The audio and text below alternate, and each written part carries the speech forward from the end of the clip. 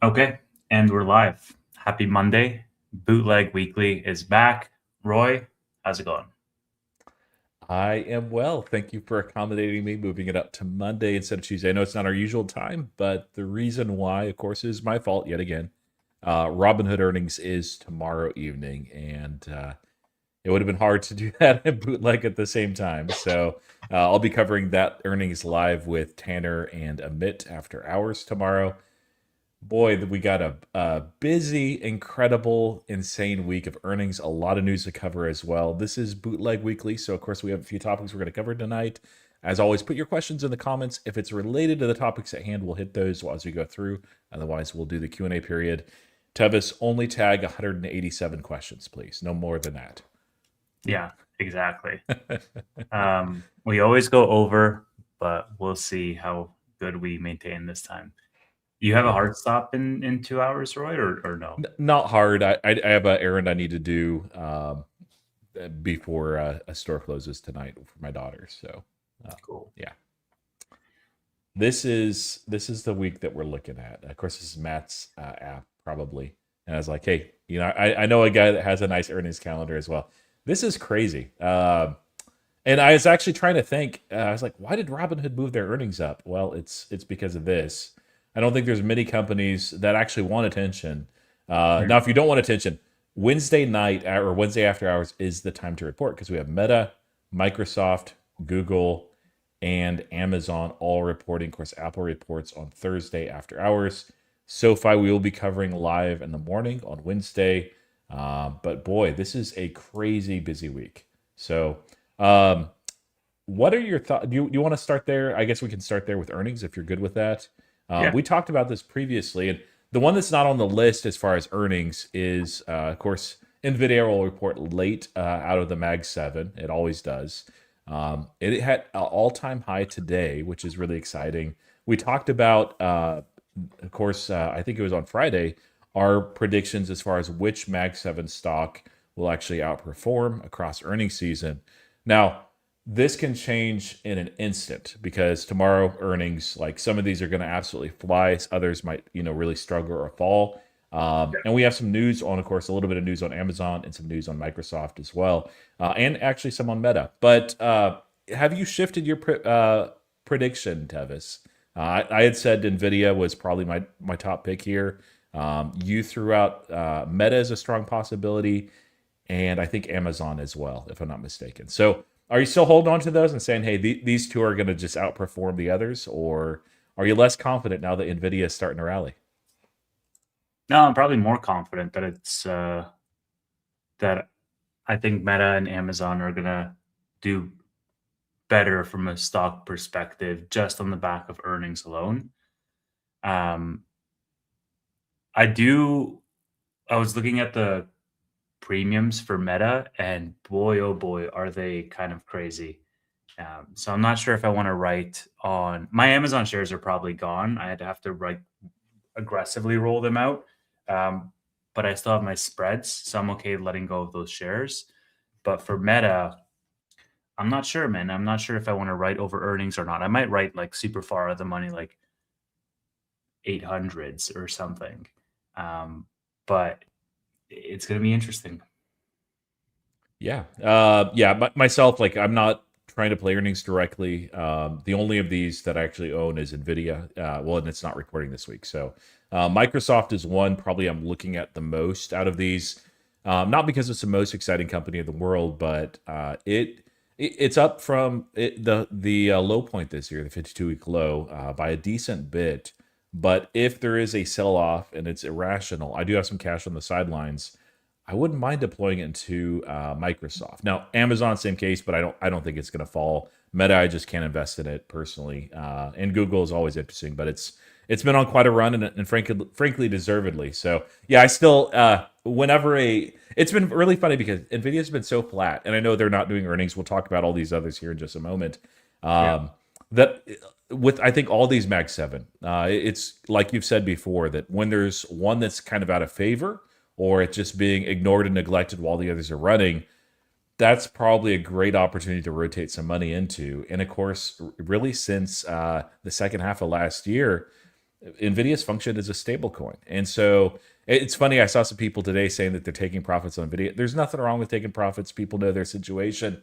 But usually, when you have a fantastic company breaking out into all time highs, that's not the best place to take profits right then immediately as soon as they break into open space. So we can see, of course, we saw it run up 4% today. No, I mean, there's a little bit of news. There's always news on NVIDIA, but there's nothing like groundbreaking or major change or huge partnership where they're selling a bunch into China. It's just this stock was flat for a long time. It's set a long base. I actually bought, I wish I had more than just a one call, but I have that one call that's printing. All my shares are printing, and I'm being very careful with covered calls right now because even though it's not NVIDIA's week for earnings, it kind of is with these four companies as well. So out of these four, I think we have news on every single one of them, Tevis. So which one do you want to cover first? We can go into whichever. Yeah, NVIDIA all-time highs today. Michael Burry about Microsoft. I didn't see this, He but did. Oh yeah, he's been buying SaaS. I think he either bought ServiceNow or Salesforce as well. He might own both of them. I don't hate that honestly. I don't hate him buying Microsoft either. I think that that's a good opportunity. I do call him out because he was. I like the funny thing about him is his short plays just don't make sense and they don't work. He was stomping or basically pounding the table on Nvidia being a short opportunity. I don't think that worked out so well. Now he might have exited at perfect timing or whatever, but shorts are not forever, as he says. Palantir, same way, but that one makes a little more sense just on valuation. Yeah, being long is just so much easier, and I think retail we should skew towards that. It's easy to just buy a company like Microsoft and hey, maybe it goes down over the next couple of years, but do you think in 5 years, is there anyone that reasonably thinks that in 5 years Microsoft or Google or Amazon or really any of the Magnificent Seven, except for maybe Tesla, won't be at a higher valuation? I'd be shocked if even Tesla was at a lower valuation 5 years from now. It's a long. Me too. 5 years is a long time, dude. It is. Okay, here's sort of my hypothesis, Roy. If one of those names are at a lower valuation 5 years from now, I guarantee you're going to have at least one other name also be at a lower valuation 5 years from now. Yeah, that's so true. much of it is big money moving in unison. And even if something like Tesla, which is easily the most volatile of those names, is lower 5 years from now, then that either means that some big geopolitical event or some macro thing happened and most of them are going to be trading lower 5 years from now, or something skewed in either the execution or the perception of that one particular company. And I don't see it. Oh yeah, Like I can agree all with of you. these companies are profitable. They're all compounding. They're all accumulating more resources. They're all getting bigger. But yeah, 5 years is a long time. Yeah. And a lot can change, especially in the age of AI. This is one of the two pieces of news today that was pretty major for Microsoft. I think that they're probably offsetting. This one is a little bit bearish. The other is bullish. Sam Altman said, we have updated our partnership with Microsoft. Microsoft will remain our primary cloud partner, but we are now able to make our products and services available across all clouds. We will continue to provide them with models and products until 2032 and a revenue share through 2030. But this is a shift. And initially, Microsoft was down about 5%. Very briefly, the news got bought up. And perhaps some of the reason was related to this. This came out a little bit later. It came out earlier than this, but this is when the CEO posted it. Accenture is rolling out to 740,000 plus Microsoft 365 Copilot seats. It's a extremely large deployment. Now, I think my usage of Copilot is it's very mediocre, but so was Teams when they rolled it out, and Slack was a lot better of an option. Maybe it still is. I haven't used Slack in forever, but regardless, they have the distribution and they're able to do things like this as well. Which, of course, Copilot will get better over time. The integration will get better as well. But what are your thoughts on Microsoft on either of these pieces of news or going into earnings tomorrow? Yeah, just before we get into the Sam Altman news, Microsoft CEO also posted 20 minutes ago saying agent mode is here in Outlook. Copilot can now help you run your inbox and calendar, triaging emails, rescheduling meetings, and so you have a full Copilot agent here in your Outlook. So all the boomers who use Outlook can now also benefit from AI, but it's only going to keep getting better, right? It's only going to keep getting more integrated. The data is going to become a big motivating factor for all these models. So in terms of the Sam Altman news, yeah, it's really interesting. Like the first thought that I had, Roy, was that Elon tweet where he said OpenAI is going to eat Microsoft from the inside or something like that. And that's sort of coming to fruition.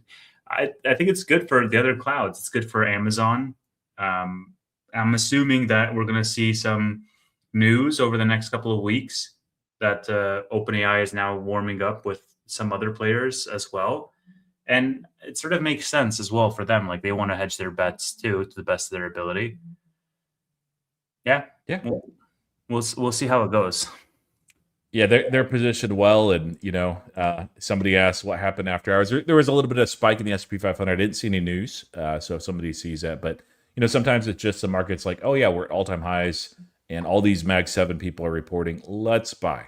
Or it could even be a little bit of that Microsoft news too. So I'm not really sure, but yeah, if you find out, let us know. Ori says, Dr. Crossroads, do you think IGV will retain all-time highs by end of the year? I'm not sure on that one. Where is it at right now? Let me see here. Yeah, I think it might take longer, just to dispel this narrative that AI is eating everything.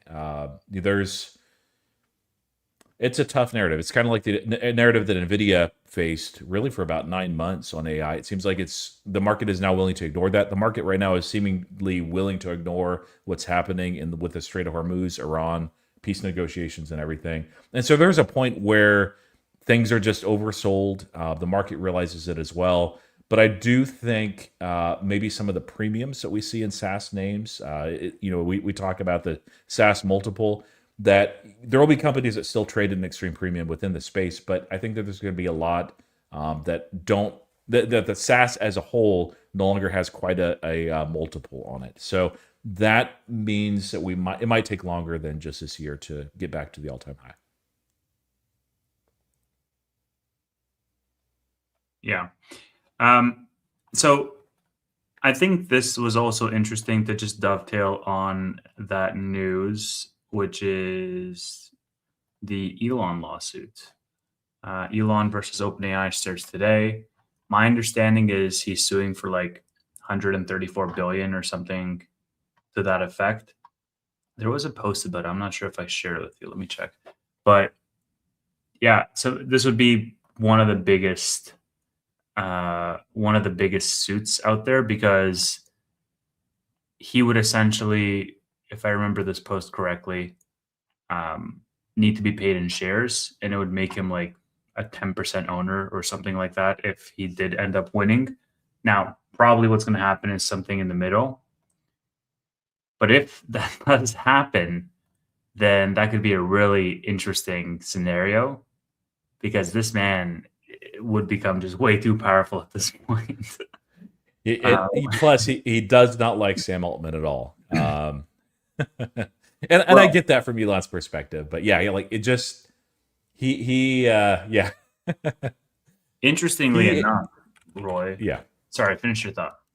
No, I was gonna say, yeah, he's already probably. I don't see how you can argue it, other than if you say maybe the president of the United States, but the most powerful person on the planet right now. So I wouldn't say that. I would say richest, but not most powerful. I mean, you got,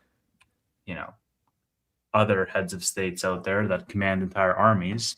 Yeah, but he's going to have an army of droids soon. So sorry, I've been watching a little bit of Star Wars with my daughter. So currently, there is a 52% chance that he will win. Basically, the poly market is split but I think there's also a poly market around Sam Altman being the CEO of OpenAI by the end of 2027. Yeah, which CEO is out? Sam Altman, 25% of being out by before 2027. And this has like 700K of volume. So that could be an interesting thing, right? Like if you do believe that Elon will win that case and actually get a 10% stake in OpenAI, then you could definitely play the poly market to say Sam Altman will be out as CEO by the end of the year. And there is a logical path for you to get there. Because if in fact it is over $100 billion worth of payout and OpenAI pays in stock, well, then Elon's going to have a seat at that table. And we already know how their relationship is. So I don't know. It's interesting.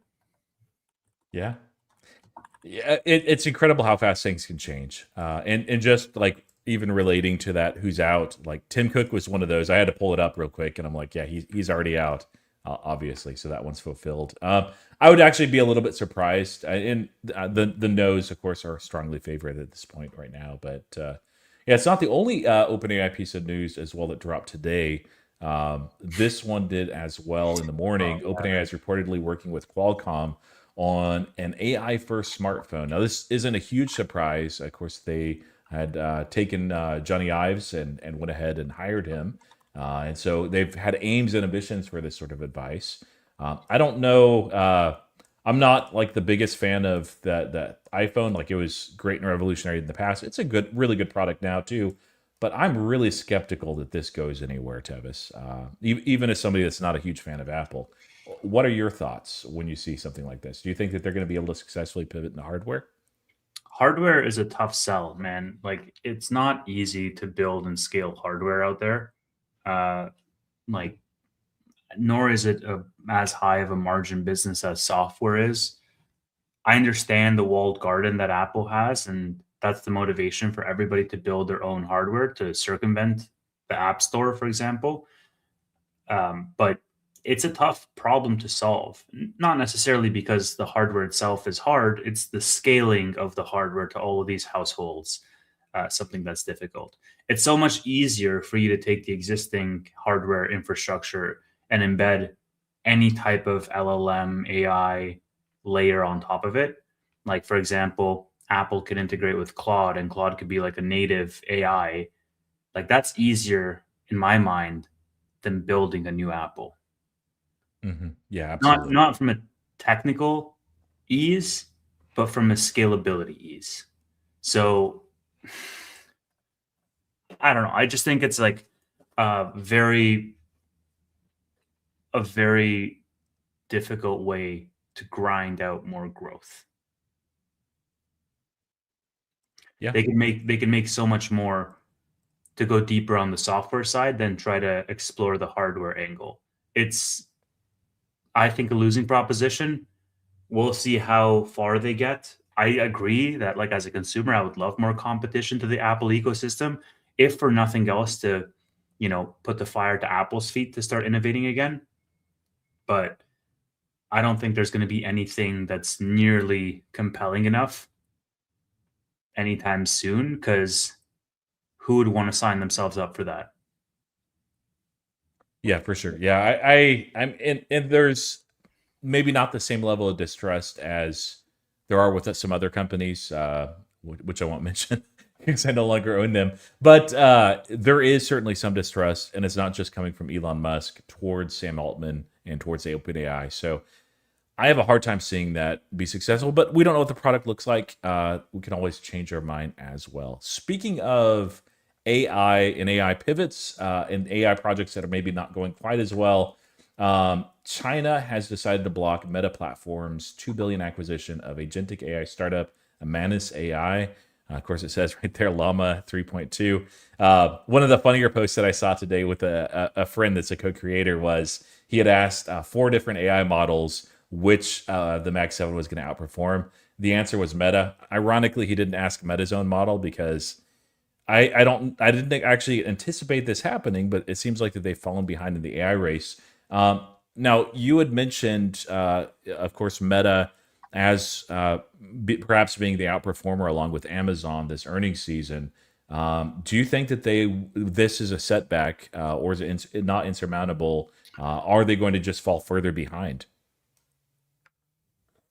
Yeah, I mean, I don't think I'm under the same uh, idea that Meta is as far behind as we think it is, because their new model actually showed really great benchmarks and is towards the upper half of the list, and that's only going to get better. Like, this was their first sort of launch of their own proprietary, uh, family of what do you call it? Like the models. And I think that's going to get better over time. Manus definitely hurts because that's the agentic layer that they would have embedded into WhatsApp, and they would have embedded into um, the entire suite, right? So I don't love the news that came out from Meta. Interestingly, the stock didn't really react negatively. I was expecting it to dip way more than it Yeah. did. Yeah, I was surprised. I was like, well, maybe there's something I don't understand, but this seems like it's a big deal. So Yeah. I don't know. We'll have to see. I'm sure they're going to get questions about it, and I guarantee you, Zuck is going to talk about it in the opening remarks because AI has been sort of forefront in all of his opening remarks over the past couple of earnings. With the hires that they've done, the team that they've built over at Meta, like they haven't had some great luck.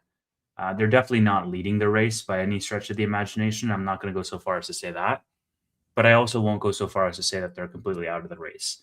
Manus is a setback. They've had multiple setbacks, but I still think they sit on a gold mine of data with yes, Instagram, WhatsApp, Facebook, and their entire suite of products. Like, that is like Apple. I've said this before, right? Apple has a Trojan horse into every household through the iPhone. I would argue Meta has an even bigger Trojan horse through their suite of apps, because you can have an Android and still have Instagram. You can have an Android and still have, Facebook, and many, many people do. And so if Meta decides to now monetize that through their AI, and they can actually provide some real tangible value to those consumers, many of whom are already on Meta products for 10 hours a day, just, doom scrolling through reels. So yeah, yeah, I I wouldn't think count they have Meta a out. really good setup. I've just been really surprised given the talent that they've acquired, given Zuck as a just relentless driving force towards AI or towards whatever project he's focused on. That they haven't had more success, but it is early. Things can absolutely change. I'm not investing either way, so. Um, any other thoughts on Meta, or do you have some on Amazon going into earnings as well? Did you see Since we, this? Jassy posted a couple of hours ago, 5 hours ago, very interesting announcement from OpenAI this morning. We're excited to make OpenAI's models available directly to customers on Bedrock in the coming weeks, alongside the upcoming stateful runtime environment. With this, builders will have even more choice to pick the right model for the right jobs. More details at our AWS event in San Francisco tomorrow. interesting. They are completely pouncing on this opportunity, and it's probably coordinated. I mean, OpenAI dropping that news today, and Amazon CEO having some commentary saying it's coming soon and more to come tomorrow. Microsoft lost is Amazon's gain, and that's just the way that Yeah. it is. Yeah, and AWS is of course one of those that it's just easy to see the trajectory of, and they're going to do very well with. Tradium, I think, is less certain, but they had a lot of good news as well over the last few weeks, and yeah, it seems positioned quite well. Hey, Nate, good to see you. Um, Anything else on Amazon? Otherwise, I want to talk about something that Nate also was interested in today. I've talked about this little company as well, and it relates to some of the questions that are in the comments too. It's Poet. Well, yeah. Did we cover the actual, like, was there Amazon news today, or No, it's pre earnings, and so I figured you might want to just mention a couple oh, of things. Like did you? I guess I'll say the one thing that I mentioned on Friday as well, but just as a reminder, is as a potential area of concern. Not that it's bad, but for some reason the stock market thinks capital expenditure is bad and a negative. Amazon is, I think, the most likely to be hurt by any capital expenditure expansion, simply Mhm. because last time we saw an equity raise alongside with it. So it's just something to keep an eye on. Whether you're like, hey, I want to buy the dip, I'm looking for a dip buying opportunity, that may be it for you, or just something to be aware of if you guys are holding a position. All right, let's move over to Poet. So I'll Okay. throw this up. You can Yeah, set yeah. the So stage. so Poet is actually down a little bit more than that. It's in the sevens right now. Um, it's one of those names that had flown immensely. It had done incredibly well this year because it's associated with silicon photonics specifically. So they had a large contract with a company that Marvel acquired, and ended up that they broke their NDA. Marvel said that they are backing out of the contract as a result of that. And I mean, like, they do have some other contracts that are smaller, but this is basic. Like, they have extreme concentration risk, and as a result, they are down substantially. This is the CFO that violated the NDA. At the same time, like, this is one of those companies that I remember us getting some questions on it. I think anything that moves like this, we ultimately get questions. I've never liked the name just because back in 2023 and I believe 2024 as well, they were paying creators to boost the stock. It wasn't just talk about the technology, which that's fine. I've never done that, but I can understand. It's like, hey, I'll talk about it, whatever, as long as people are obvious and clear that it is a sponsorship. But that's really not what's going on, and it bothers me that a company spends marketing dollars on trying to boost the stock versus, like, just mention us as sponsorship in the video, or talk about our whatever it is, or doing interviews, especially when you're not selling to individual consumers. This is a business to business play, and it's related to silicon photonics. So a lot of the names that you see down today by a substantial amount, like Air Test Systems, which is a lot more than silicon photonics, but it's in that space partly because it's automated testing equipment, and it has benefited from this. Amcor is another one. They had perfectly fine earnings, good solid company from everything I can tell, no issues there.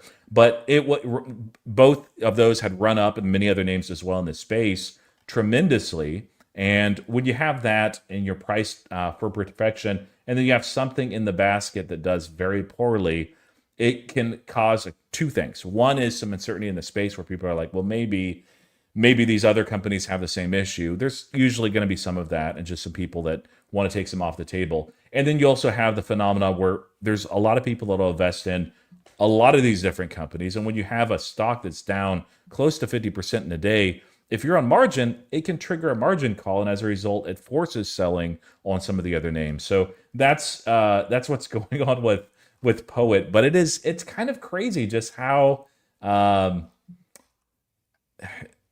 don't know why companies shoot themselves in the foot like this. Yeah, Yes, definitely. I don't think he's bumping, but go for it. No, I'm staying away completely. And yeah, that no, I have been approached by, and I'm sure Tevis has as well, by like really sketchy companies and things that are like, hey, pump our stock and we'll give you a bunch of money. I'm like, I'm never going to do that. So yeah, Yeah. some might say is poetic. Very good, Neil. So yeah, yeah. This story was just crazy. Honestly, man, every day it's like a new drama in the reality TV show that we live in. Like, just stupidity. Like, why would you break that NDA and jump the gun on the news? It's just dumb. It ruins trust for future deals that you might do. It erodes trust from shareholders. And I mean, it's not like the first time Poet management has been brought up into question, but it does bring it to question. Yeah, it's kind of in the same space, different companies, of course, but SMCI is one of those where they're Poet seems like, I don't understand all the technology and everything that they do, but it seems like they have a legitimate product that's decent. That's not the reason why Marvell got out of the contract. They're gonna likely go with one of the other competitors, and there's enough of that. I'm like, I'm not really sure what they're gonna go for Here, they probably have somebody already lined up or they're in talks. Hmm. But SMCI is one of those too, where extremely well positioned with where they're at with this whole AI arms race. They should benefit absolutely materially. And then they did, not for the first time, some sketchy things as it relates to their books. Called out a lot of questions, and of course, their, correct me if wrong, CEO. It was some in their C-suite. It wasn't CFO, was it? So I believe it was their CEO was caught smuggling NVIDIA chips into China as well. It's like, okay, It was their uh, and it's retail tends to get hurt in these names that where you have C-suite people that are just pumping the stock and doing things that are just really sketchy or in some cases even illegal. And man, it's just anytime that I see something like that and I question the leadership and I already have some concerns, I'm just going to invest in something different. There's a lot of other great stocks out there. I don't have to catch the poets or the SMCIs and say, hey, the valuation is great. It makes sense because you never know if that valuation is legitimate or they might do something stupid like this that costs them more than half their revenue. Yeah. When EY fires you as a customer, it's bad. Yes. That's fair. I can't argue with that. But I mean, look, to our thing that we said yesterday or on Saturday, like, why would you make it harder for yourself if you know this company has been caught once or has a slap on the wrist or has some type of controversy along with the management team? Like, do you really want to roll that dice in the future?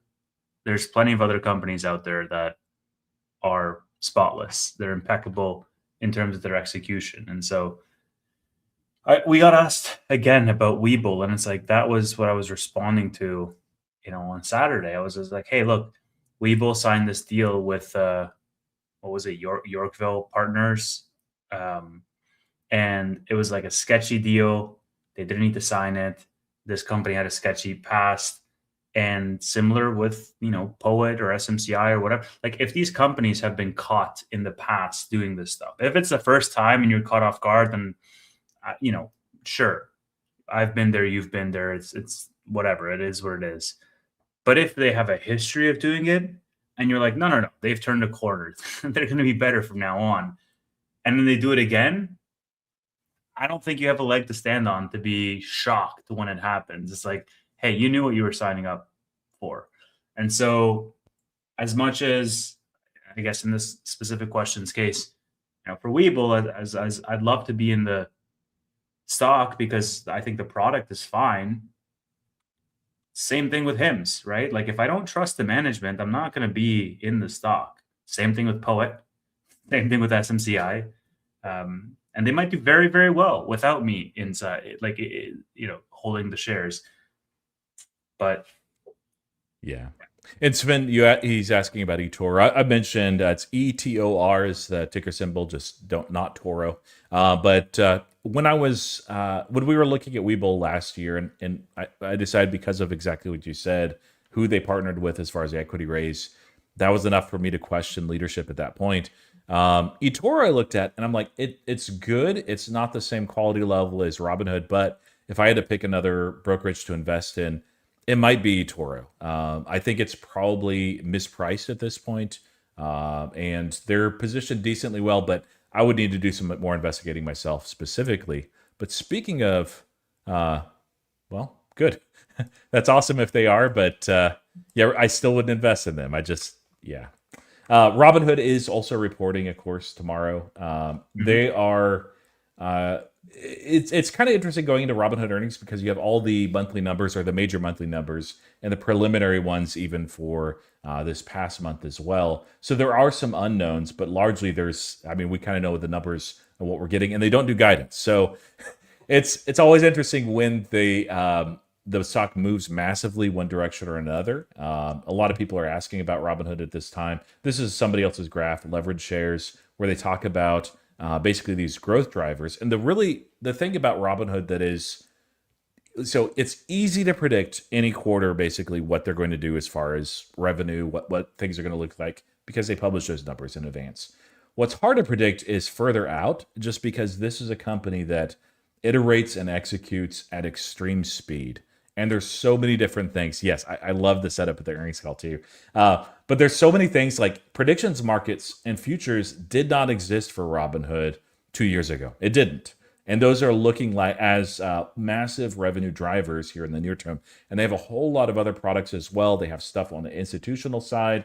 International growth is absolutely beginning to build and happen. And there's all kinds of interesting things like the Robinhood chain, and of course their own predictions market platform that they're working on. And there's always things that they're working on that nobody has any idea. They launch it, and all of a sudden, a year later, it's $100 million plus annual run rate driver. So I know it's, if you look at it, if you look at the multiples and everything, Robinhood is more expensive than the others purely on that standpoint. But I think a lot of it is just because of the quality that these guys execute incredibly well. They're founder led, which isn't always the end all be all, but when you have a founder like Vlad, it's tough to go wrong. I like Robinhood. I ended up not buying more. I did write some cash secured puts so on this name, and so I guess I have to take it back. I don't have a lot of cash right now because if Robinhood falls below 70, that's when that cash secured put would execute, and I'd be very happy with that. Yeah, we'll see what they report tomorrow. That's going to be an interesting one. People are saying around Lending Club that they reported today that SoFi got a boost from them. So a really nice beat. They're accelerating, of course. They're not just EPS, not just revenue growth as well, but also their lending a little bit more rapidly as well. So I'm curious if the numbers that we talked about on Saturday, that if we're maybe both light, you were a little bit higher than I was on lending. I would actually favor your numbers, which would be an even better beat. We might see that 40% year-over-year revenue growth. We might see it. Yeah, Lending Club is up 14% in the after hours after reporting better than expected numbers. SoFi is up about 1% in after hours. So, I mean, not a huge deal. But along with Robinhood tomorrow after hours, then we have SoFi pre-market on Wednesday, which is going to be exciting. And we are going to be covering it live. Yeah. That'll be a fun one. Let's see. Do we want to jump into Q&A, or is there other topics that we want to chat about? Let's see. Microsoft, Bootleg, NVIDIA. I think actually we are probably ready for Q&A. So I see a lot of great questions out there that I want to get into. So, I want to talk to you about this actually. What do you think about this? This is a little bit of macro, but this is a post that I shared with you. oh yeah.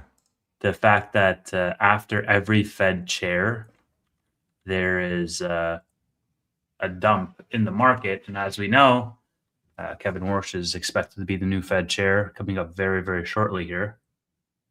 What do you think of this, Roy?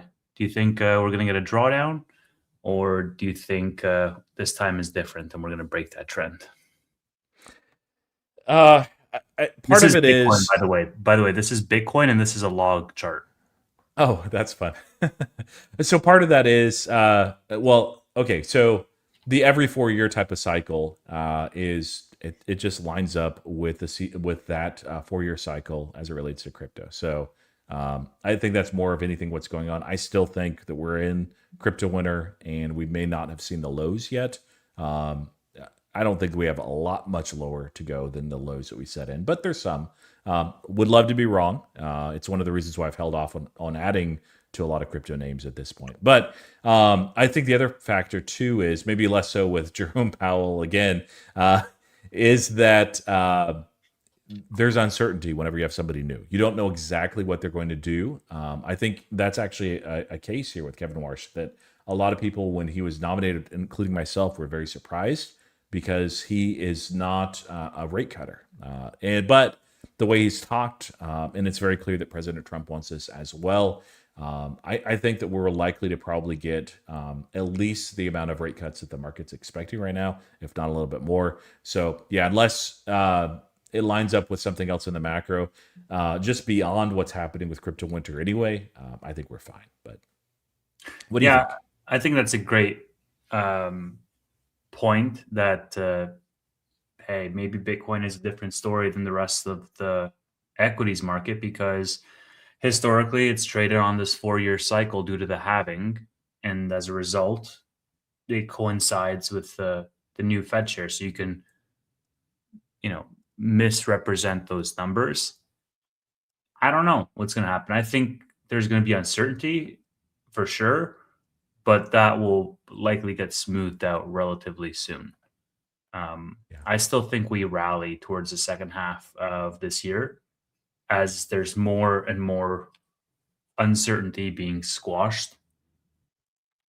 Yeah, I think earnings is going to be a big determining factor, though, of the direction that we go into. And we just had a drawdown, right? And so I think there's a lot of that rally that we had until October that's been flushed out largely. Yeah. And everybody's favorite bull, Tom Lee, reiterated 7,700 on S&P 500 is high probability according to him. So, and I don't think he's wrong. I think there's a good chance that we continue to see that as long as the Hormuz situation, that's a wild card, doesn't persist for a long time. That's going to drive inflation and pricing pressures across the board over time. But right now, the market's willing to look the other way as things get settled, hopefully. Yeah, Tom Lee did say a 20% drop too. So he expects a very volatile roller coaster type of year. I think he said up to 20%, not that it would be 20%, but correct me if wrong. But by the end of the year, he sees us higher. I don't know that we necessarily need that drop. I think we already had a pretty good drop this year. But we'll see. Yep. All right. Let's go into questions. We have 22 bookmarked so far. We'll see how many we can get through. We're 41 minutes into the stream. I think we have 2 hours as like the soft limit. So let's jump into Q&A, Roy, unless there's anything else. Yeah, let's go for it. All right. Okay, let's get started. Can you go over how you guys would write calls weekly? I think this is like the 4th stream in a row that we've talked about this. So I wrote some covered calls today. I wrote some on SoFi in my wheeling portfolio at $24 for May 15th. And I also wrote some for VG for May 15th as well. Great premiums, by the way, on VG. Oh yeah, it's been volatile. Yeah, I wrote them for like $16 a share, I think, for May 15th, and I got like 65 cents, something like that. So yeah, very happy with that. And generally speaking, if it's in the wheeling portfolio, I'll write covered calls that is 2 weeks to a month out, generally speaking. For cash secured puts, I might even go like 3 months out just to buy myself more time. But for covered calls, yeah, I generally do 2 weeks to a month and not really much longer because I end up closing it. I don't let them to expire. Like I said in previous streams, like if I want to hold the shares and I don't want to let them go, I'll generally go for like a 10 delta or under 15 delta. And if I want to let go of the shares, then I'll generally go like, 15 to 30-ish range. Yeah. And I usually just do it as a cherry on top type of thing for making a little bit extra premium with things that have a very low probability of being in the money. I will say, since Tevis wrote 24s on SoFi for next month, it pretty much guarantees that we're going to smash through 24. Bab Tamori has it right, I think. So yeah, that's your indicator right there. No, I'm playing, but so many times that's happened, Tevis, and I'm here for it. So I do have some that's in my swing portfolio of SoFi that I wrote a little bit more aggressively, but largely around earnings, I'm pretty careful unless I'm okay taking profits at that level. And with SoFi, I'm not. So we'll have to see. Yeah. And if we break through 24, I'm perfectly happy with that because I have a very large position that I'm not writing on. So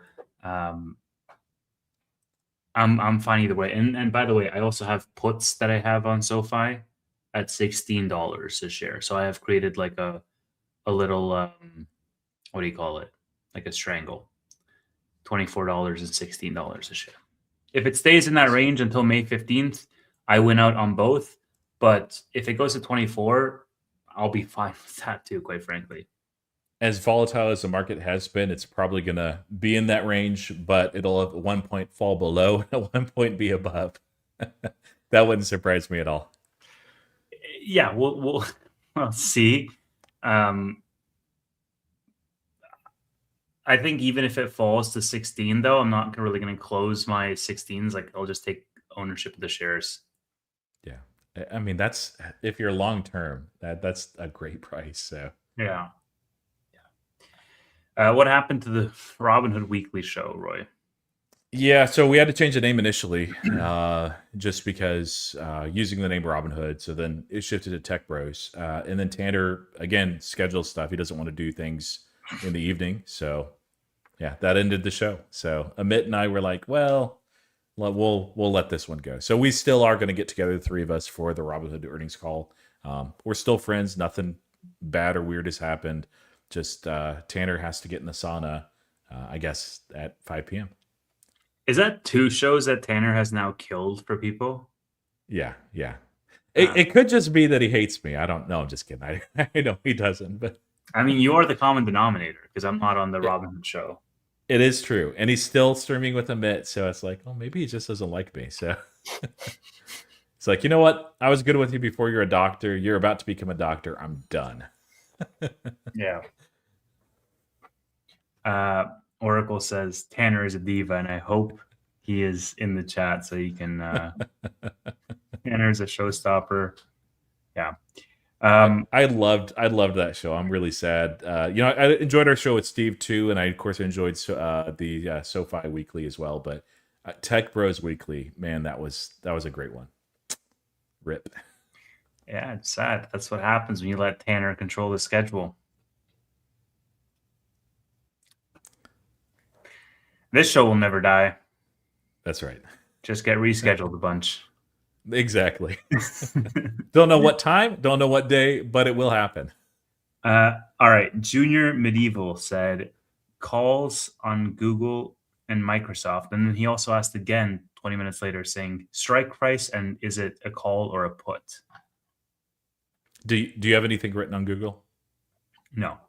Okay, yeah. Nor Microsoft. And you may be joking, but just if somebody is like newer in the market and they don't understand this, make sure you know what you're doing with options, especially around earnings, because there is IV crush that happens. If you look at the implied volatility around earnings, it's extremely high, and that's most of the cost of an earnings. It's one of the reasons why I still write calls in earnings for the most part. There's some that I won't even risk it, but oftentimes what can happen is IV crush. So you might be right that the stock does great, the company does great, but you also have to be right about the movement, that it moves to the upside, and also that it moves to the upside beyond your strike plus your premium, and doesn't retrace in time. So it's like, there's people that do play earnings like that, and if that works for you, great, you do you. Just be aware that you can have everything right and still not make money, and it happens all the time to retail. Yeah. Guys, please don't ask the same question more than once. Trust me, I got it. Lewis, your question's coming up next. So, okay, how would I play Google if I didn't have shares? I mean, if I had cash, I would just do puts probably. That's what I did for Amazon last earnings. Like Amazon was 228, I think it was when I wrote puts, and then it dropped on it went like to 240, 250 or something, and then it dropped on earnings to like 208, and I got assigned shares in the 220 range, so I was down on my shares. And guess what I did? I wrote another batch of puts at like 205, and I averaged down, and my average became like a 210 or 215, something like that. And then I wrote calls to get out of them, and now the calls are underwater. But the point is like with Google and Amazon and all these, I'm perfectly happy writing over earnings for a couple of reasons. Number one, because generally speaking, because these companies are so large, the premiums are not going to be as great. And so you get more premiums if you write over earnings. And then two, I almost view them as like interchangeable savings accounts where if somebody put a gun to my head and said, hey, you're going to keep all of your money in the Mag 7 of our choice or Mag 5 of our choice, I wouldn't be sad about that. Maybe if it was Apple, but I wouldn't be sad about that. You know what I'm saying? Like, Yeah. I've never invested a day in my life in Microsoft. Actually, that's a lie. I have, but it's not the first thing that comes to mind. But I wouldn't be sad holding Microsoft or Google because I know that there's liquidity. I can always get out of them, and I can always make money through cash secured puts and or covered calls on any of them. So it doesn't really matter. I would look to have cash. Maybe you just go full on and just write a strangle, honestly. But yeah, I'm doing it on Amazon. On Meta, I haven't written any covered calls yet. But honestly, if we have a green day tomorrow, I'm probably going to write covered calls on Meta and see if Meta hits those covered calls and they wipe out all of my margin, and then some. So I'll be happy with that too. Anyways, I think it's a safe play. Thoughts on Intel this week? Are they reporting this week, or just in general? Assuming that they're reporting, but otherwise, why would he ask? See. I mean, yeah, they've had some big news. They've been on a run. I still don't know. I personally wouldn't get into Intel. I think they're propped up certainly and helped immensely by two things: the U.S. government and also by the AI wave. But historically, I mean, they just broke out into new all-time highs that they set previously in like 1999 or 2001. So, and the reason why is their management and their leadership has been terrible. They do have a newer CEO, but I think there's easier plays in the space. I don't think that they're a leader, and they're no longer priced cheaply.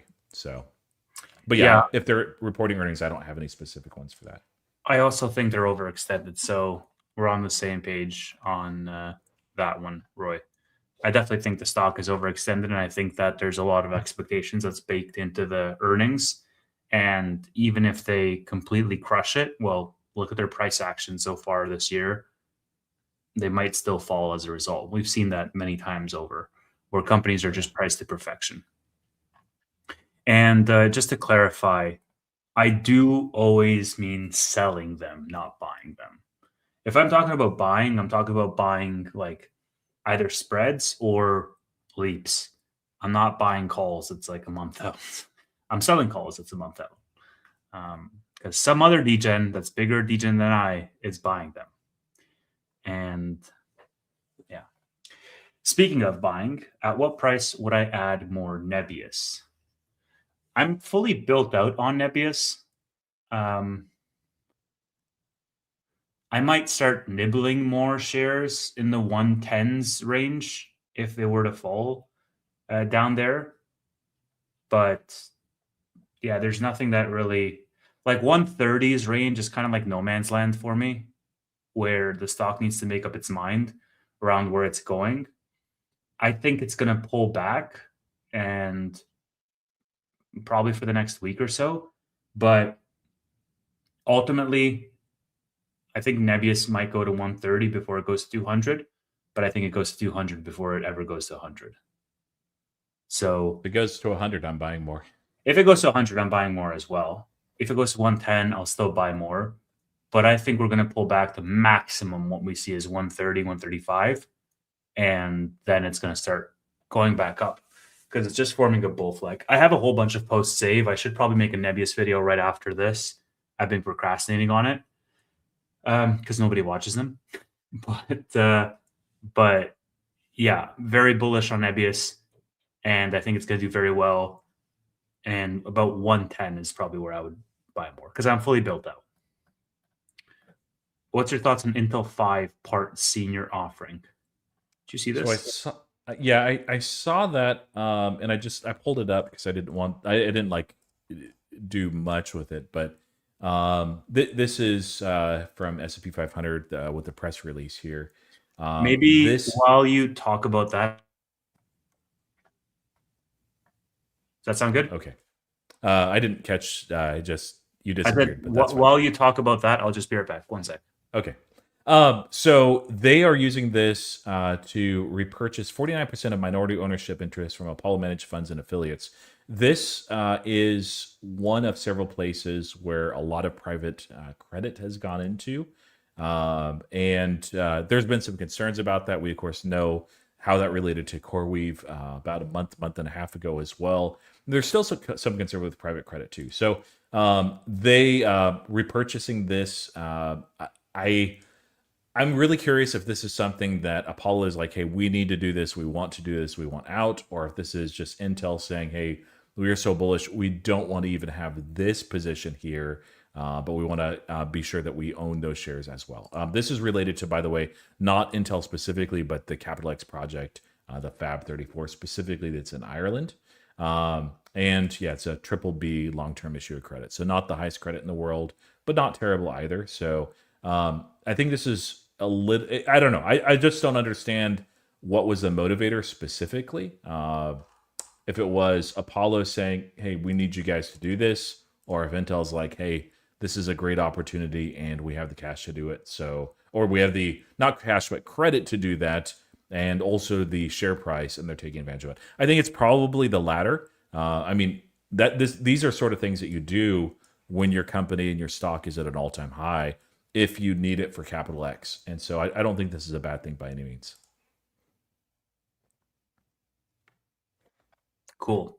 I didn't listen to any of that because I wasn't here, but Yeah, there's probably more nuance to it. I not looked into it, so I'm not going to go further with that, other than just the little bit I know there.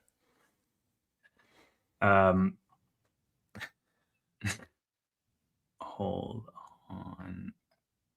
What's your thought? Okay. I have SoFi 23 and a half calls expiring this week. Would you close or let it ride? I would let that ride. I would personally let that ride. I think, you're at 18.5 right now. What is that? Like a 20% move? Yeah, 27% move in 4 days. I would probably let that ride. Personally, okay? Like, please do your own homework. Don't sue me. But personally, 27% in 4 days, like, bro, I know SoFi can make aggressive moves, but also SoFi is like the slowest POS when it wants to be. So I've had times where I've been like hopeful that SoFi is going to run, and I've had times where I've been like, yeah, it's not going to run. And generally speaking, it's in the second camp. It might scare you though. It might keep you nervous because it might jump like 10 or 15% or something on earnings. But I think you're going to have a pullback right after. So we'll see. Yeah, that's the thing, is if you're looking at it, you're like, man, I'd really regret if they go at that price and it's keeping you up at night. Maybe go ahead and just take the loss, buy them back, or roll them out, whatever you want to do there. But yeah, I mean, I sold 24s. I don't think that they'll go. I'm okay if they do. But yeah, there's things overhanging on SoFi stock which aren't even related to SoFi, and part of that is, like we mentioned, the private credit specifically. That's only something that's that SoFi can do so much as it relates to the loan platform business. Yeah. Yeah. One thing you can also do here, if you want to get fancy with it, is depending on how many of these you sold, you could just buy like 1 or 2 call options, for the next month, like 4 weeks out or 3 weeks out or something, just as protection. Because if in fact it does go to 23 and a half and you end up giving up those shares, then you've made money on the calls. Or if you don't want to give up the shares, then you would sell the calls that you bought and use that money to like roll out you basically pay to roll out. So just another thing to think about. But personally, I'm not too worried about 23 and a half by Friday. GD says he likes your hat, Dr. Roy. How does he get one? You should start selling these, man. Well, so the funny thing is, it was a guy that was on X, and he just like, hey, I have this store, I make hats, I'd like to sell them. I'd love to give you one, and there was no like agreement or anything. You're just like, sure, I'll take one. And I like it too. It's like it's all stitching that's up there. Maybe it's hard to see, but I'll actually wear it when it's $40 or so.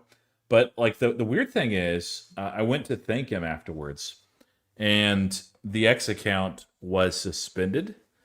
And like looking into it, I think all that was happening was rather than paying for advertising, they were just trying to like promote their link or anything. I don't think there's anything necessarily sketchy. And I can't find their store anymore, so I'm not going to mention the store name. I tried to look it up because I saw this question in there, and I get asked. So I don't know. I don't know. It's a high quality thing, but yeah, if I had a link or something, they're not an affiliate or sponsor or anything. They'd give me a free hat with no obligation. But yeah, so hopefully once BMNR actually gets out of the doldrums, we'll actually see some other people make some hats like that.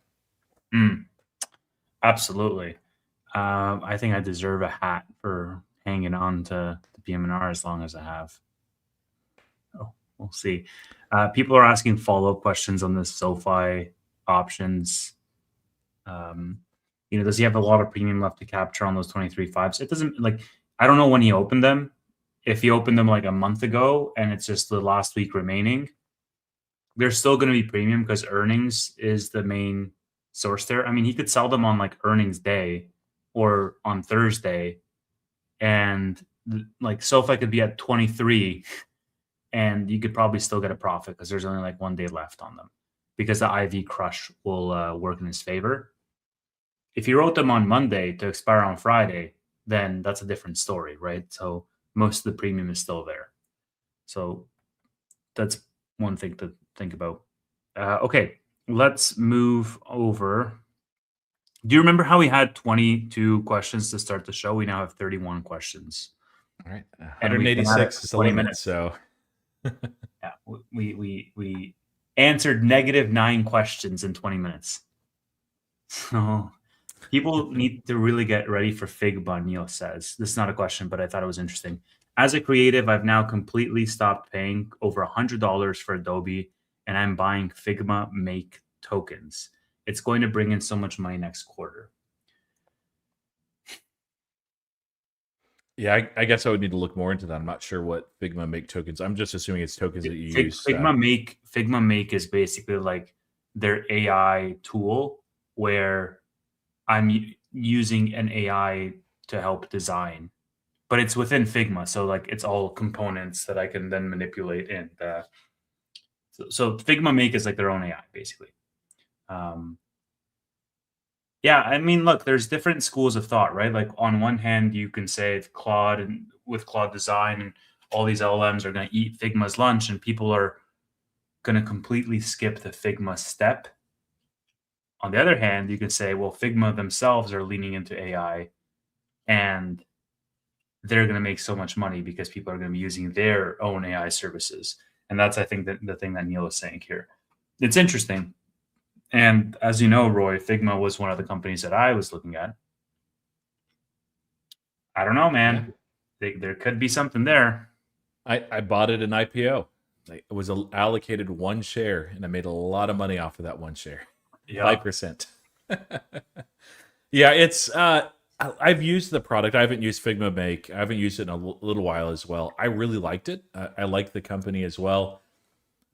But it's, for me anyway, it's in the too hard bucket. I don't know how much disruption is happening in the space. Like they're a disruptor, yes, but they're also being disrupted, I think, by Anthropic and others as well. It just, software is a tough space, and it may print. There's people that are bullish on it, and I hope it does, but it's tough. And I'm hoping to have an interview. Tevis knows who it's with. Next month, probably late next month, on SaaS specifically. It's somebody that's been in the space for a long time, knows a lot about these different companies, and I want to pick their brain on AI, SaaS, and that's going to be an amazing interview. So hopefully it happens anyway. So I do know who it is, and I think it would be a really great watch for the community. So stay tuned. Subscribe to Roy's channel if you haven't already to find out more about that interview. How many questions left? I have now 32 questions, up from my last 31. You guys are asking questions. I might have to close the submissions at this point. Like, what time is SoFi earnings in New Zealand time? Do I look like fucking Google to you? Just go to Google and ask, okay? Ask Claude.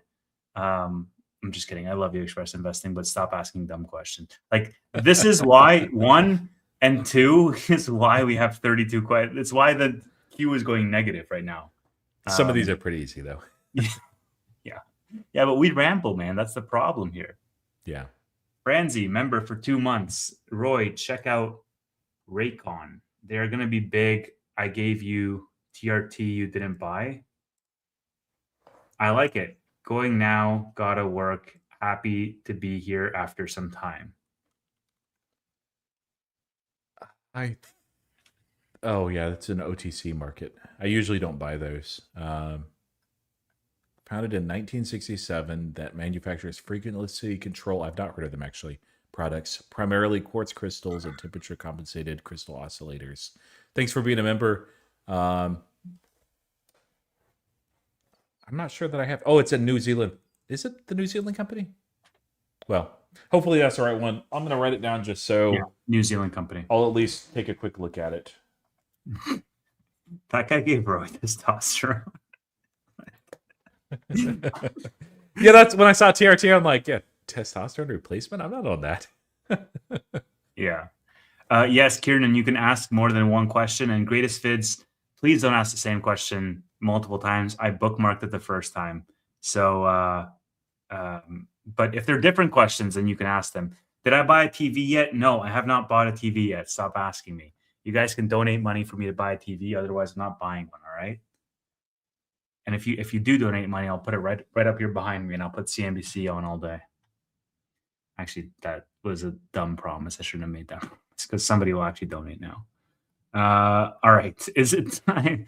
Is this to safeguard the SpaceX IPO? He's referring to the Elon lawsuit. I don't think so. I don't think it has anything to do with each other. But yeah, Elon. For him, I don't even think this is about money at this point. I mean, no, this is a vendetta thing, man. He's just petty, and yeah, exactly. Drago said, bought 2,000 Nebius at 140 today. Big dog. What? All right. Well, big baller. I like it. Yeah, I like it. Is new bank a buy now?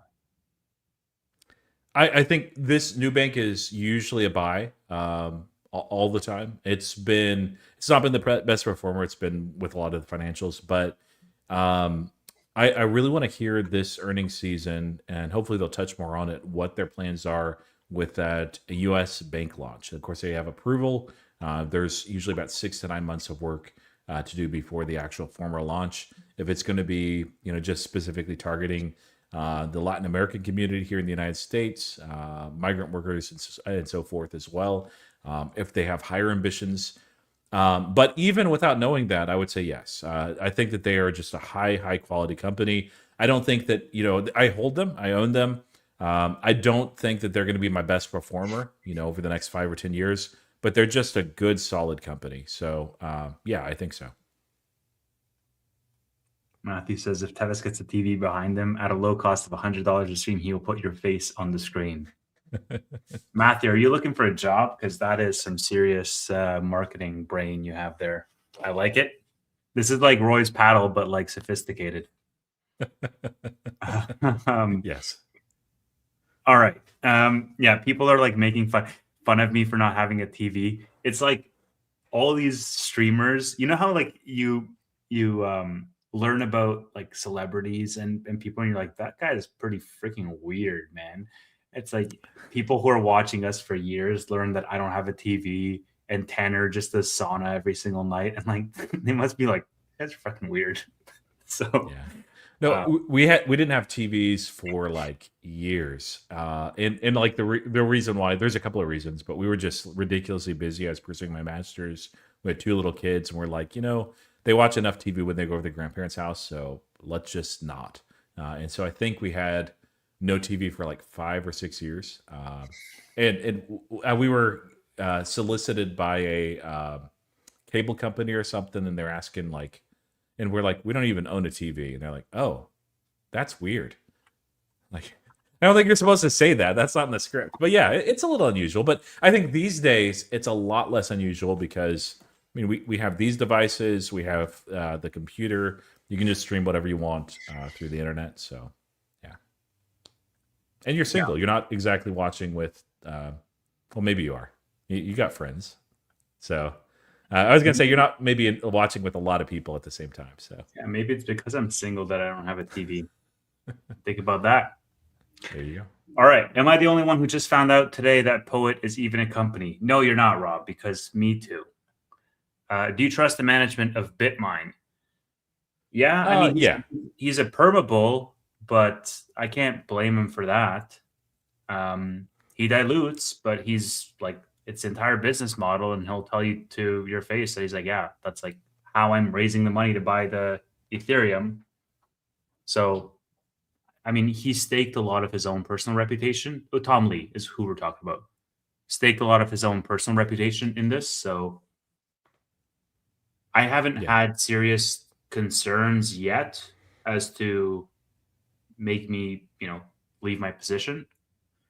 Just hasn't gone his way so far, right? He's doing everything he like, even all the way down to like the Mr. Beast acquisition. Like there's a thesis, there's a rationale as to how he thinks the future is going to play out and the role that he wants Bitmine to play in that. Yeah. Yeah, exactly, Hayden. Everybody's going to trust him when it runs, but nobody does when it's down. And that's just the reality of the market. Yeah, I think the problem is, I think Tom Lee was basically saying that the 4-year seasonality and cyclicality is gone, that there's no need for a crypto winter. And, a lot of people believe that. And I didn't. So when I entered the play, it's a swing position for me, leverage bet on Ethereum. But I intentionally gave it a 2-year time horizon because I'm like, hey, we're going to probably go through a crypto winter over this time. I want to make sure I leave enough time on the other side of it, which is still, a year and a half from now. I think that Bitmine is going to be meaningfully higher than where we're at right now. It's meaningfully higher than its all-time high, actually, despite the float size, just because it is that levered bet on Ethereum, which is positioned incredibly well. So, yeah. Yeah, we opened the can of worms to this TV thing. If Nebius goes to 250, I'll get a TV. And I'll put the Nebius stock chart right behind me so you guys can see it in real time at all times. So we'll see.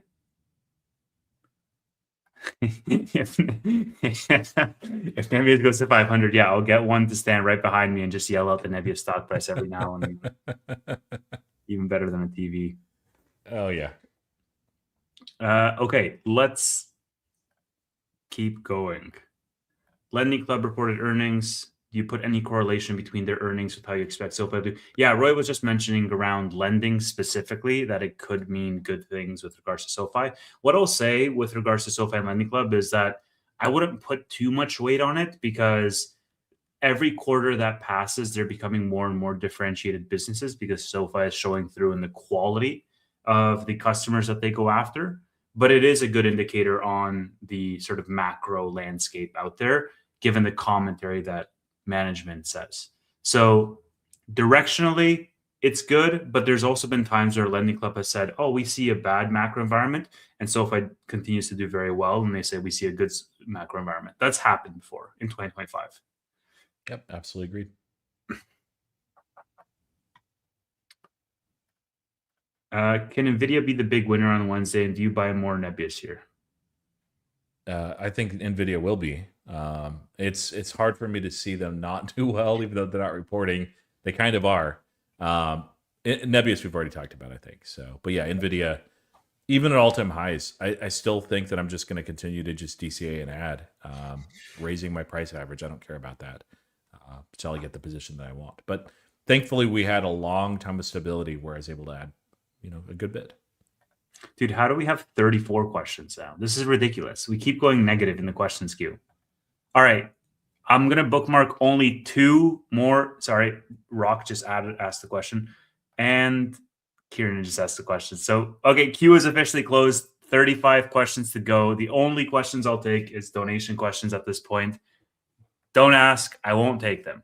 We got 35 to get through in 45 minutes. All right, Roy. So we got to be on our A game here. Okay. What do we think about base 44? Very bullish. It's the reason why we're interested in buying Wix. I own Wix, so yes. Yes. Question for the friends of Tanner. Okay. I'd actually disqualify them right there. If Shift 4 re-accelerates organic growth and they get sold off with software, will he take a harder look? Already growth at a reasonable price with insider buys. Yeah, I mean, Jared Isaacman bought a big chunk too. Yeah, I mean, I like 4. I don't hate it at all. That's the real question is organic growth. Previously, they've relied a lot on acquisition. That's not wrong. That's not bad necessarily, but I think that's the missing element that the market really wants to see. So, yeah, you could absolutely see it reignite. A lot of the financials and the payment companies have also just been underachievers for a while. So it wouldn't just be Shift 4 that would do well in that scenario. Look at this. Can I ask another one? Can I ask one more question? Tevis, are you married? What is this shit? Like, we're not answering any of those. Next question that is on the list. What stock do you think may have an unjustified pullback after earnings? Do you have powder ready to deploy? If so, well, I'm in margin, so no. But if my meta calls get called away, then yes. So I do kind of. I mentioned that I did write some cash secured puts on Robinhood. So if we see it below 70, I'll own some more shares. But if not for that, that's cash. I have some other cash as well beyond that. But I always like to, and it doesn't always happen, have a good chunk of cash ready to be deployed for earnings. Now I do also have a lot of air test systems, a chunk, not a lot necessarily, that are still underwater as far as covered calls at 75. I might just early exit those, just buy back the call and sell the shares if there's an incredible buying opportunity. The thing is, what stock might have an unjustified pullback? I don't know. I'm always surprised. Last time it was Micron.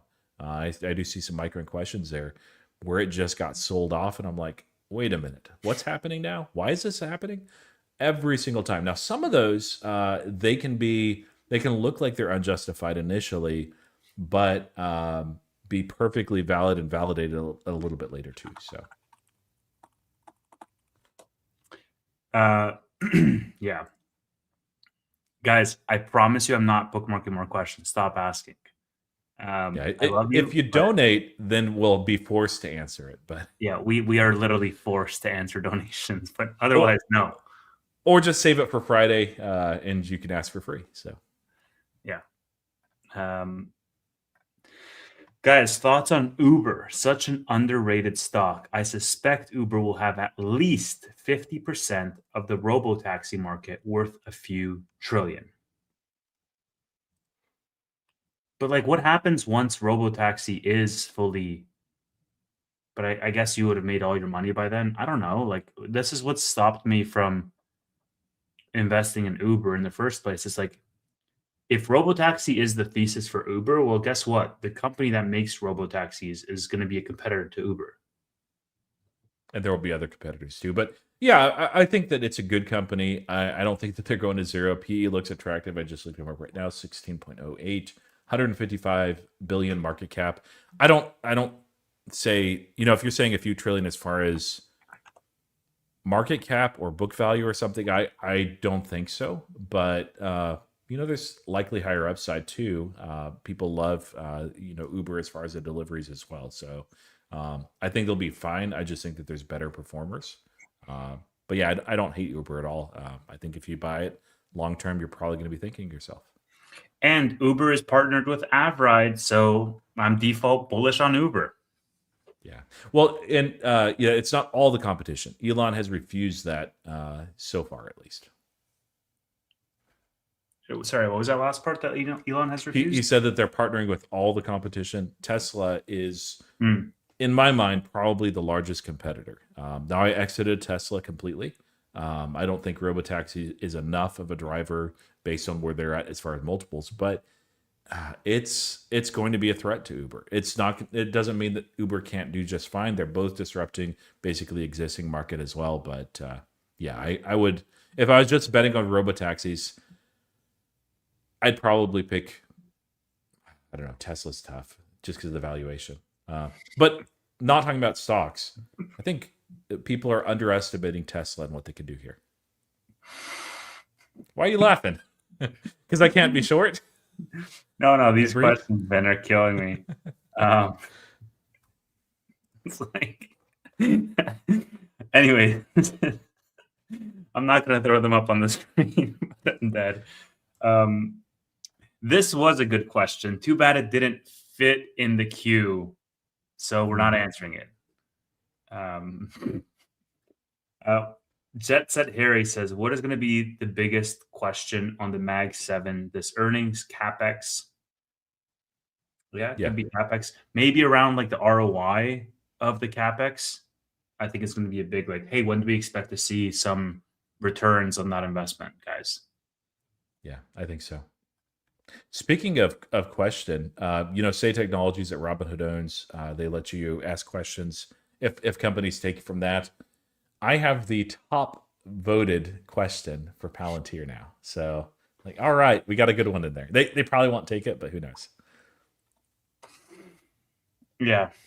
You said speaking of questions, and I was like, oh no, he's gonna like veto one of these to be up on screen. And I'm like, we're running a tight ship here, Ron. All right, Steve asks, any chance that Chris Hager will make a cameo on your live stream Wednesday morning? 0%. Yeah.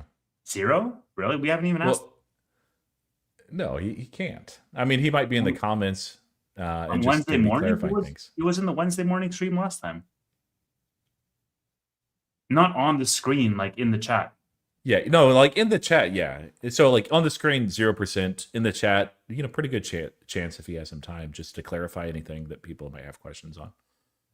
But he's got to be careful there.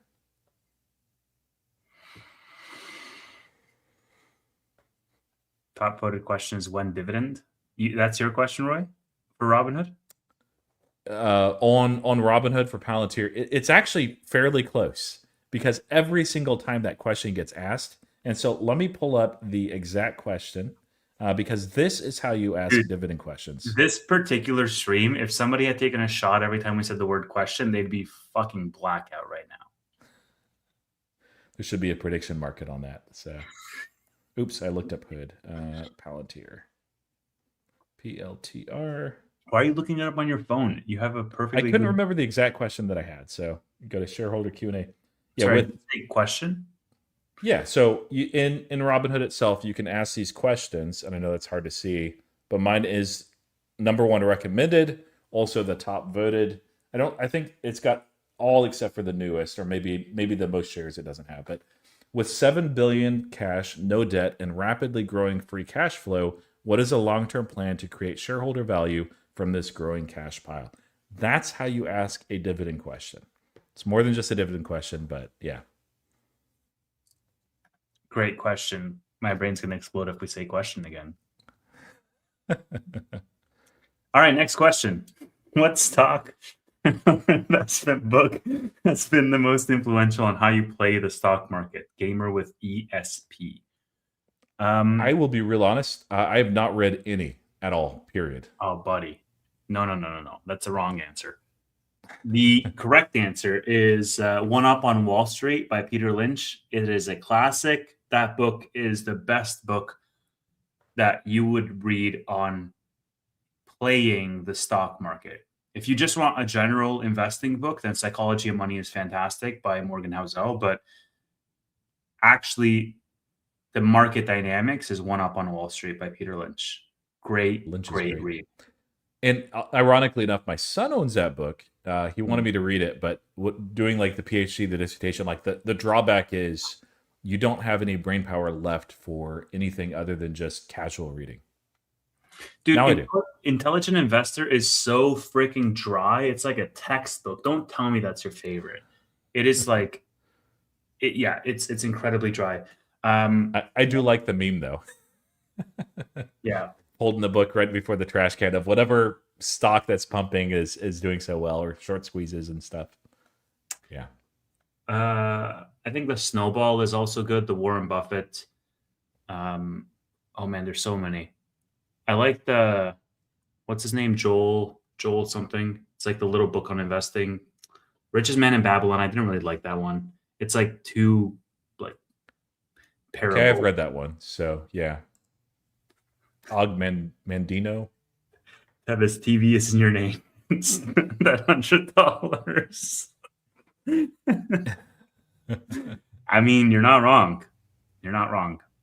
Um, but yeah, One Up on Wall Street, Psychology of Money, both fantastic reads. Those are the ones that I would recommend to everybody when they get started. Psychology of Money is just a fantastic primer on financial literacy. And then One Up on Wall Street, the reason I would recommend it for beginners is because it really breaks down this notion that you need to be a professional to beat the market. Because the main message in the book is that you are an expert on companies today. You just don't know it because you're a consumer and your consumer trends are unique based on your lifestyle, based on your preferences and whatnot. And as a result, you do have an edge in spotting trends ahead of Wall Street because Wall Street fundamentally is just a bunch of white dudes in suits in New York. What do they know about Lululemon or, about Alani Nu or any of these companies? Consumers know more about them. And as a result, they have an information disparity, which they can then leverage to make money. Number one. Number two is institutions won't take bets on small market cap companies because they're perceived as too high risk, but they will take bets once those companies become larger. And so from 1 billion to 50 billion, generally speaking, many institutions won't go in a big way.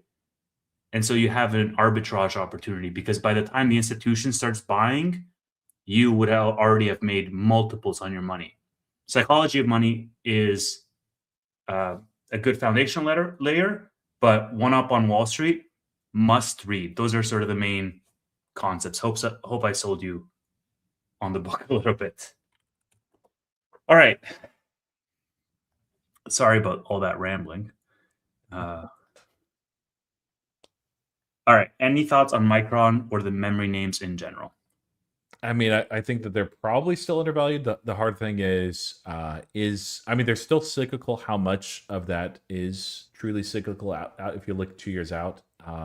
Look at estimates. There's a reason why it's going to trade not at a fair value based on the multiple purely and that growth that's happening there. That's something I don't understand fully and why I've not entered like a long-term position in it. Yeah. Yeah, I have no real thoughts on Micron because I do not own it.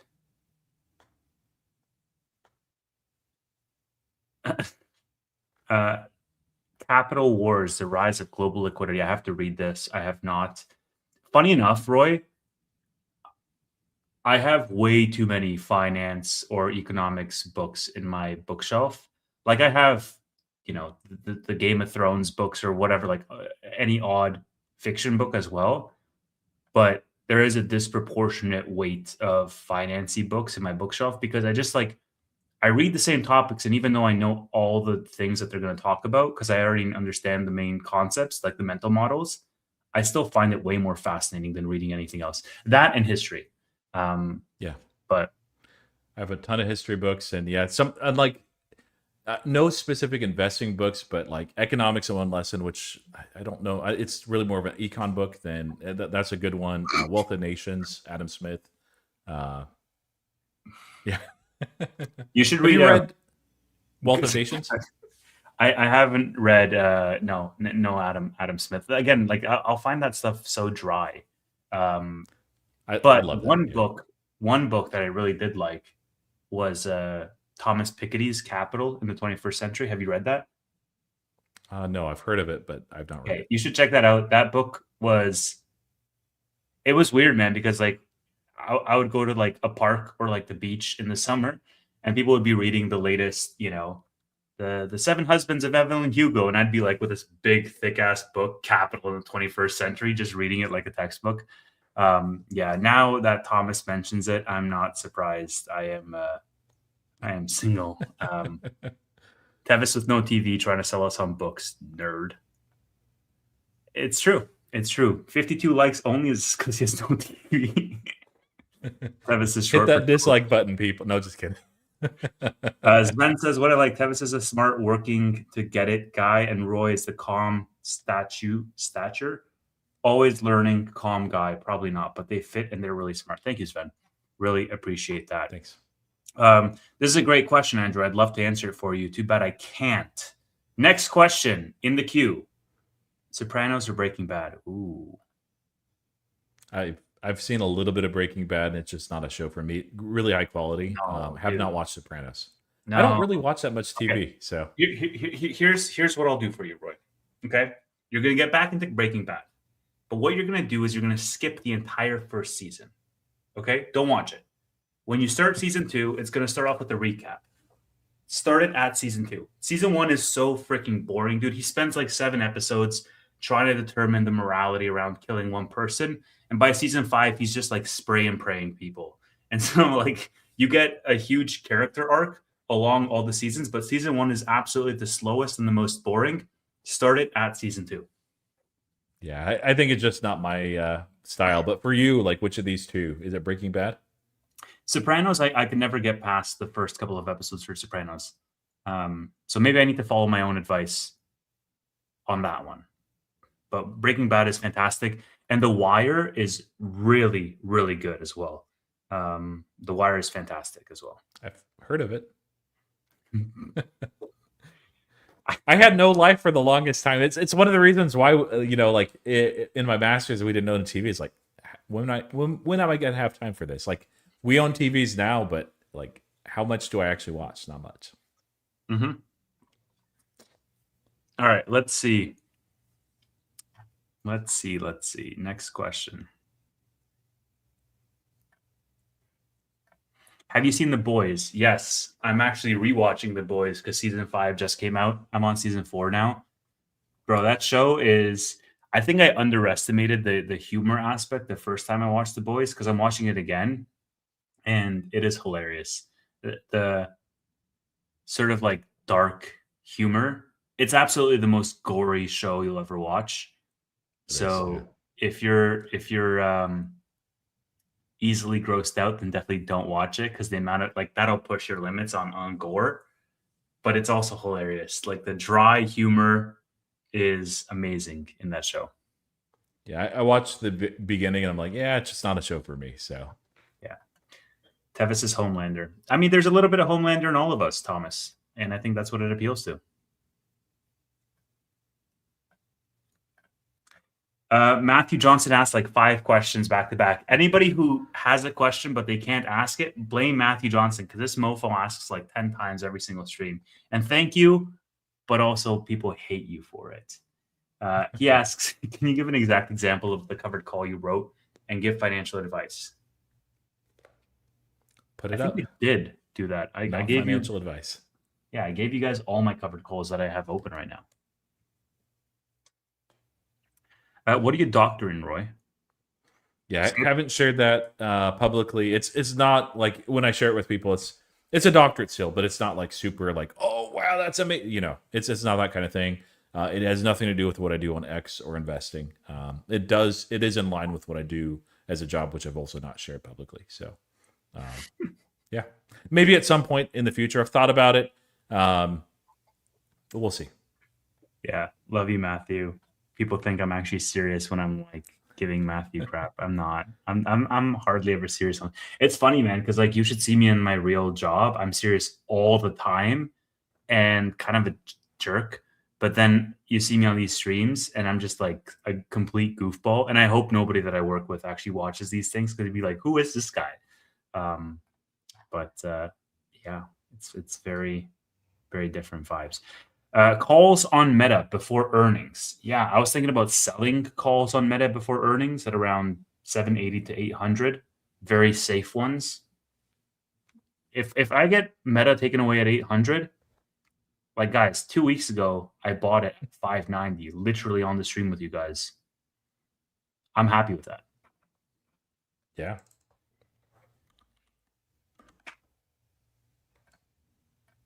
Rob asks, which part of AI are you most bullish on if you had to pick one? Chips, production, cloud, models, energy, or applications? And what ticker makes you say that?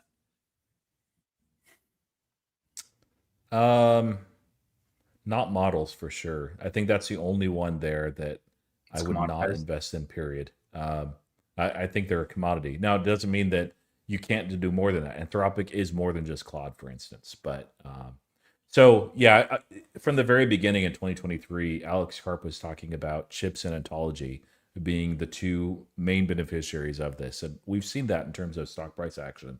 So I would still say chip production and things that are related to that, if out of these that I had to pick, but literally every single one of these, except for models, I think is going to do very well.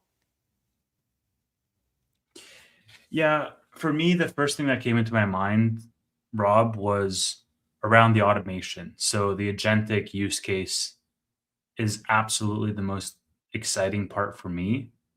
And I don't know if that's applications or if that's different, if that's not accounted for here. But I think the real paradigm shift will be when you mass produce the ability for AI to act on your behalf in a very digestible way. Right now, OpenClaw is a thing, Claude Dispatch, there's options and people do use it, but it's not as broad as like ChatGPT X. When everybody starts using AI agents and when AI agents start to proactively take actions on the user's behalf, across the board, that's when you're going to see the biggest lift. And that's the part that I'm personally, as a consumer, most excited for. I actually saw this stat, Roy, where it was saying something like 47% of all internet traffic today is AI agents. It's getting up there. That's crazy. Which, if that's true, that is very scary. What's scarier is this. I think, I don't know if you saw this. Yeah, Claude-powered AI coding agent deletes entire company database in 9 seconds. Backup zapped after cursor tool powered by Anthropic's Claude goes rogue. Yeah, there's a reason why, like, even with like applications and stuff, I think it doesn't even take very many of those for companies to question and say, okay, maybe we shouldn't be using this in this way, touching all these different things that we're doing.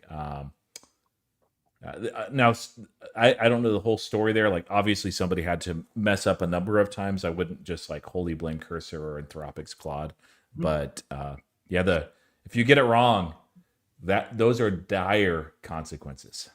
Yeah, everybody has backups, but yes, it's scary for sure. All right, you know what? We have 22 minutes left in the stream to hit the 2-hour mark, and we have 20 questions left. Don't make me put up a timer on this screen. 1 minute per question, 2 minutes to wrap up the stream, and that's it. Ready? Is Noto going to raise guidance? Yes. When do we get to 200 on Nebius? This year. Oh, yeah, this year. I mean, but maybe June, because after earnings, if earnings is end of May, both NVIDIA and Nebius are going to be reporting end of May. So I could see that being an interesting setup for the next move higher. And it would sort of coincide. It takes a pullback for a couple weeks and then it starts running. I could see 200 in June for sure. I could definitely see it. Do you think the 2028 call options are undervalued? I don't know what stock he's talking about, but yes. Not sure. Yeah. If it's SoFi, then yes. Yeah. If it's Nebius, probably still yes. Yeah. Why does it show on ChatGPT that Nebius is releasing its earnings on April 19th pre-market and the earnings call won't be until May 19th? It's May 19th because Nebius hasn't reported yet because it's April 27th yet. So common sense would point you to May 19th. But Nebius hasn't announced yet. So ChatGPT is probably pulling from previous earnings, trying to work backwards as to when they've posted. But May 19th is the date that we're sort of roughly looking at. Now it could be, plus minus 3 to 4 days because they haven't reported officially yet. SoFi calls expiring at 20.5, close or hold. I would need to know the date, and I would need to know if you sold them or bought them. And if you're happy selling at that price or not. Yeah, if you want to keep your shares and that's into earnings, and you value that more than the cost of the premium to get those back, maybe rethink them. But be careful about selling options into earnings at strikes that you're not happy selling at. Yeah. Now, let's say you sold these calls at 20.5 for this Friday. That I would be kind of worried about because that's like within 10% of current price going into earnings on Wednesday. It would be I think those get hit, honestly, if it's 20.5 for this Friday that you sold. But again, I don't have enough information to make a call here. All right. In January, most people saw SoFi in the S&P 500 by autumn. Now interest rates look like they're not getting cut as much as predicted. And macros, what's your percentage timeline guess? Okay, so basically this user is asking for an updated guess, Roy, as to when SoFi makes it into the S&P 500. What do you think? Yeah, I think that they'll hit this year over the next 2 announcements. So pretty likely. Like the one thing is obviously if they go below the market cap requirement, they won't get it. But yeah. So let's do this. Assuming they're in the market cap requirement, we have June, we have September, we have December. Is there anything else? Well, there's always when somebody's acquired, and then there's an opening, and so that they might bring him in. Okay, this is the game. Assuming that SoFi does not fall below the requirements, June, September, December, what is the percentage confidence of each? I'd say probably 40% in June, probably 80% in September, and 90% December. That's pretty interesting. Yeah, assuming that they don't fall beneath, I would probably agree with that. 40% in June, 70 or 80% in September, and 85 to 95 by December. That makes sense to me. Okay, let's move over to this question. SoFi calls. Oh yeah, same guy. This is why I say don't ask the same question twice. Doesn't matter. Favorite food? Man, I just love food in general. Probably Mexican or Tex-Mex, like as a broad category. But I'm in Texas, so we have it really good here. Really good. Indian food is maybe past it, but I'm sure you can get okay Indian food here in Houston. But I've had it in India, and it is ridiculous. And I thought I hated Indian food, but man, ooh. Yeah, you're on your own on that one, man. I don't love the spicy foods. I'll never say no to sushi. Quite literally, never say no to sushi. And I know my cuisine, what I grew up with, is very European, so Greek, Italian, Eastern European foods in general. But Maybe I'm too American, but like honestly, like it's hard to beat like a really good hamburger. Like, oh my goodness, dude. so freaking Seriously. American. Isn't the hamburger Hamburgers like are so good. Yeah, yeah. But The sandwich that emerged from Hamburg, Germany is not whatever. Yeah, we won't go down that road. Express Investing, 2 New Zealand dollars. Thanks, guys. I got to go. Too many questions. Thank you for your feedback. It will be logged. Express Investing. Fewer questions next time, guys. All right, let's move on. I have NVIDIA $225 calls expiring May 22nd. What would you do in my position? Treat yourself to some great food. Yeah, that's awesome. Yeah. Those are probably going to get hit. I Well, would we don't know if they're longs or if they are covered calls that he sold. So, either but way, either way, probably going to get like hit. that's a nice problem to have. Yeah. Um, would you do anything? Would you do anything with the VG 1250 covered call expiring May 15th? Been underwater for a while. If you want to hold it, don't be afraid to roll it. If you're happy with the profits and you see another opportunity, don't be afraid to let those go. I would probably hold it. And the reason is because if the market continues to rally up, then VG is probably going to get compressed further down that price, or at least the IV is going to get crushed. So it's going to give you optionality in the future. So that's probably what I would do. But again, not financial advice.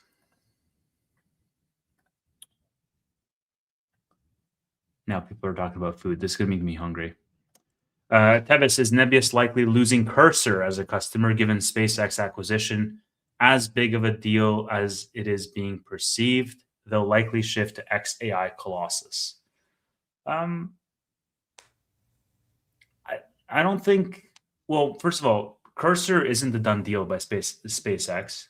They have like right of first refusal, but it's not like SpaceX hasn't made the formal offer.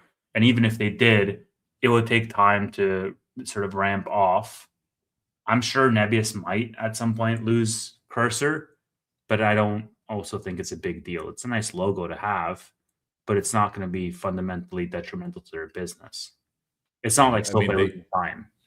they have more demand than they have capacity, and that'll Mhm. continue for a while. So it's really a non-issue. That's the best thing. I'm painting my house. Favorite color, red. Ron, I like light blue. red and light blue. That is the ugliest freaking combination you can have. Good luck. Kieran says, what price would you buy more BM&R? Under 20.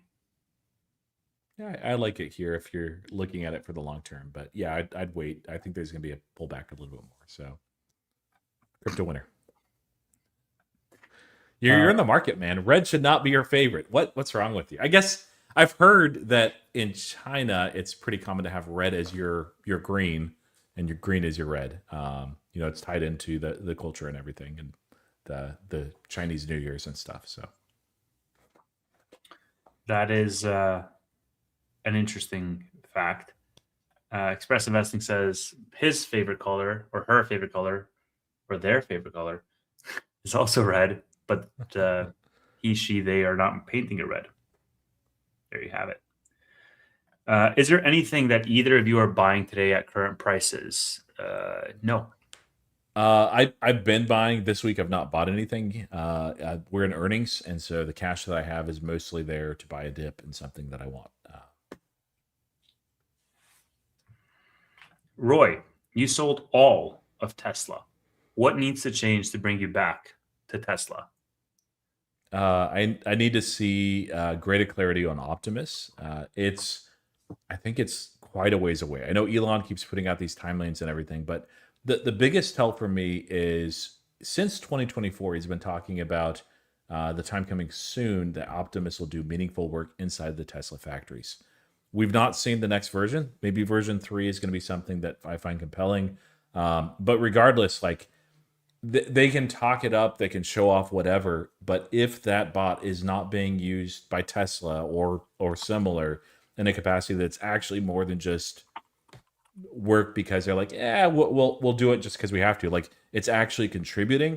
That's when I'll actually get really excited. I need a little bit more than that, but that's the biggest thing. That's why I was still holding on to. I didn't have a lot of shares left when I exited completely, but that's why I was holding on to them. I was like, hey, I'm really excited about Optimus. I just don't know when, and it seems a lot further away than they'd like to indicate. Mm. Like you have to admit, Tevis, it's very bearish that Tesla is not really using these, other than just like to say that they are. Did you listen to their latest earnings or no? I did, yeah. And Well, I read the earnings report, so if there was tonality, I missed it. But yeah, did you? I haven't yet. No, not at all. Yeah, so I went ahead and I actually did a video on this too, where I compared specifically because I'm focused on Optimus, what Elon was saying about Optimus back, you know, like 8 quarters ago, 12 quarters ago. And not only do you see the traditional, and I think Elon is just overly optimistic. I don't think he's trying to lie, but all these goals and goalposts just keep getting moved. And there, I mean, the bottom line is, yeah, that part, like that's what I was really focused on. And after I read that earnings call, I'm like, I'm out. I'm done. Mm. It's I think Optimus maybe in 5 years will start being meaningful. I know that they're building factories. They're talking about all the different goals. That some of his performance bonuses are tied to that. Version 3 is the one thing. So the other thing that like really annoyed me about the call, to be honest, was Elon received questions from Say Technologies. I think they took two or three. One of them was related to Optimus. So the previous quarter, they talked about showing off version 3 relatively soon in the next few months. And so, reasonable question following up on Say Technologies, like, hey, when exactly are you going to show this off? And it's fine. The answer that he gave was basically like, well, we're actually going to maybe do it a lot closer to the time of this launch that they have. And so they basically kicked the can a little bit further down the road, despite saying it's incredibly human-like and so great and amazing. And I'm sure it's probably very good. But then he said something like, I can't believe that we're getting these kind of questions. This person doesn't understand anything with production. And it just like, dude, you literally said in your previous earnings call how soon it was. It has been months. Don't treat shareholders like that. Don't be a jerk. But and I think like what I sense there, what I should do is actually go back and play that exact mark and listen to the tone because I didn't hear the tone. But I'm guessing it just Elon's frustration, not really over that question, but honestly where Optimus is, that he'd like it to be further along. I could be reading between the lines, but I'm not. I'm not thrilled with where it's at, and that's why I was still invested at these multiples. Now, the other thing I should mention as far as Tesla is the price. If the price changes, like the multiple is so extreme, and I Mm. get it for Palantir because like deep moat, and they're growing 70% year over year, winning all these contracts. Like I don't mind adding a little bit there. Yeah. Tesla is just even more extreme, and that multiple is getting worse, not better. Uh, Yeah. love the company, love Elon, but there's other opportunities. Yeah. Somebody ban Jer. He's somebody ban him. One of the mods ban him immediately. Um, Nelly says Elon literally said in early 2017 that FSD would be solved by the end of 2017, and literally every year since, gold medal at moving goal posts. Now, to be fair, full self driving is amazing on the newest hardware stack. It is absolutely ridiculous. It can actually drive and park in parking lots. Like I haven't tried it yet from my garage because it's very tight, but you can just pull out right there as well. It's I wouldn't say solved, and there's a few things that we do catch that it's like it's not quite right here. But that one's a lot closer than Optimus. But if we use that same parameter, it's been let's see, 2026, so it's been 9 years. He was talking about Optimus as basically being, hey, we're going to really start ramping in 2025. If that puts us at 2034, like if that's your investment thesis in Tesla, that's a problem. The market is forward looking. It's not that forward looking. Mm-hmm. Are you? I know you've not looked at the earnings call and everything. You probably should, but like, is how much is Optimus important to you in that thesis? Or are you holding just because you have such a low share price? I'm Or not holding. oh, you're not, you sold We've out we've completely? talked about this, man, like I knew multiple you times. trimmed a lot. You sold all? I sold all in December. Okay, yeah. I guess I got that confused because I knew Tanner did as well. But yeah, I guess it was the last main Tanner selling. But sold all before I did. Tanner sold yeah, all in the previous earnings and like in October or maybe no, August. we were in the 300s when he sold, and I'm like, now we can rock it. We did. Yeah, yeah. Um, He okay. was right to sell though. I mean, yeah. I mean, it's been sort of flat down, so price would tend to agree with you. And he bought NVIDIA, and I think NVIDIA like rallied during that same time, so I think he did fine. Oh yeah. So yeah, it must have been August when he sold because NVIDIA rallied. All right, let's see. The drama in my chat is on fire. Um, all right, let's go here. Do you think, Roy, that the market is at a boiling point, or do we continue rallying instead a drawdown? It's not a boiling point. It's barely up this Well, year. no, yes, it's barely up this year, but the market is, and I'm not going to find it right now, but if you look at that 8-year sort of channel, the market is now knocking on the upper door of that 8-year channel. And you could argue that, hey, we have a pullback in store for us because as much as you could argue that we've had a pullback so far, it hasn't been felt in the SPY. It's mostly been, smaller cap names, higher volatility names that have been hit. So, I don't know. I think you can make an argument either way. I personally don't think that we're at a boiling point. But if you were to look at this chart, for example, I wouldn't be, shocked that you think that. This is the monthly chart on the SPY. Yeah. Any thoughts here? Do you think we break out or do you think we break down? I mean, I don't read too much into that chart personally. Like if you look at the upper band, you're touching back to what is that date? 2018. Yep. You have one touch point beyond that, and then this one. That's versus the support. The support looks pretty good. I just wouldn't read too much on the upside.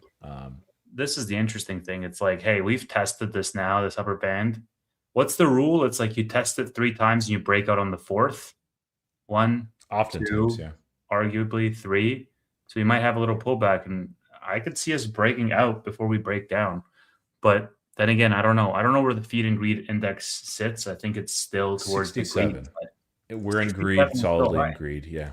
Yeah. So there's some indicators that have it, a little bit higher as well. But I mean, like a week ago, we are at 70. We're at 67. And the thing is, like, earnings have been very good so far. It's not just pure speculation and multiple expansion at all. There's been a lot of names that have been trading well under value, well under where they should, that are starting to correct. NVIDIA being one of those. But yeah, I think that there's plenty of room to run. The one wild card, and there's other things that can happen too, is really what happens with Iran. If that is not resolved, they start shooting each other again. It looks like it's going to go on longer. That's a problem, and we're probably looking at a pretty decent pullback at that point. But yeah, I don't see any reason why fundamentally we can't continue up. Yeah. Yeah. And I'm talking about like throughout this year. I'm not saying like this week or even this month. So Jer basically said I look old, and June put him on a timeout, and now Jer's like, "Am I banned?" I'm like, dude, you're not going to get banned for telling the truth. What am I, Canada? it's the Canadian winners. They're aging you. You got to get out. Dude, it's just Canada in general. Yeah. Can you imagine I just banned people for saying, "Hey, Tevis, you have gray hairs, you look old"? I'd be like, How dare you tell the truth? exactly. Exactly. You don't look old, but you have How gray Canadian hairs. of me. Yeah. Roy, do they have TV channels in Alaska? I've wondered this too. Thank you, Steve, for asking. Of course. And I'll tell you like a really quick funny story on that. So I think we had like 5 or 6 channels growing up. And so we would have usually on NBC, but sometimes CBS or ABC, these national commercials for companies that did not exist at the time in Alaska. And one of those was Olive Garden. And if you've seen Olive Garden commercials from the 90s, my goodness, it looks amazing and ridiculous and delicious. And I have to say, between that Red Lobster also, but as far as the commercial, not quite as much.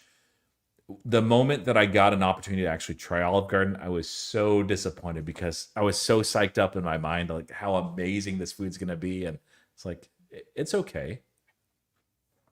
Disappointing. Mm-hmm.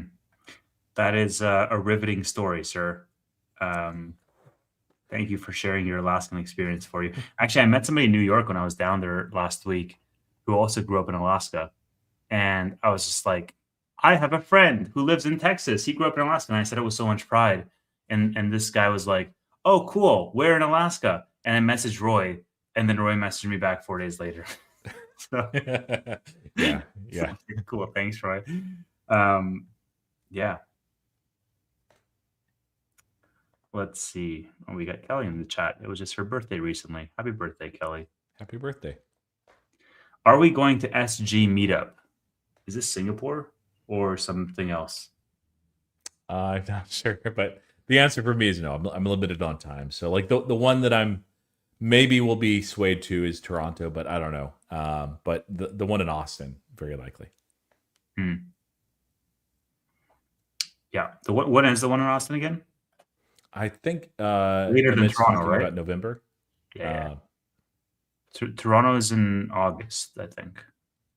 Yeah, August, and then November in Austin. I'm down. I'm gonna be in Florida in October, so I can swing by. Yeah, we'll see. Let's see what else do we got here. Look at that? We're at the 2-hour mark, and we have 2 questions left. Bro, being a strict taskmaster has benefits, okay? Is the BM&R thesis still alive and well? Yeah, I think so.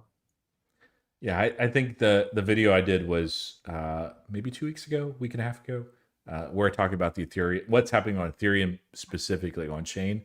Lots of bullish indicators. I think there's maybe one place of weakness, but the thesis is Ethereum. So is the Ethereum thesis alive and well? Yes.